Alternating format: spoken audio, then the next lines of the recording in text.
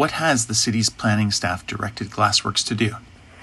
The city's pre-consultation response for a residential development, PC 2025-009, in response to the Glassworks Development Cooperative's pre-consultation application, is essentially a roadmap for what Glassworks must do before it can submit a formal planning application. Under the Ontario Planning Act, Section 22 and 34 allow municipalities to require pre-consultation and to define what makes an application complete. That means the city decides upfront what studies, reports, and information must be submitted, and until those are provided, an application won't even be accepted. In our case, planning staff have been clear about the sequence.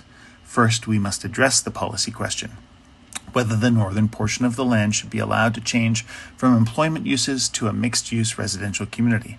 Only after that is resolved do we move into technical studies and detailed designs such as a formal site plan with layout, roads, and buildings. To do that policy work, the city has required a series of professional studies, things like planning justification and land use compatibility, as well as a series of more technical reports, including an environmental impact study, traffic impact study, and other typical studies for development. These aren't optional. They must be completed by qualified experts and are needed to demonstrate that the proposal meets provincial, county, and city policies. Before those studies even begin, staff have directed us to meet with the city and outside agencies, agree on the scope of each study, called terms of reference, and get that approved.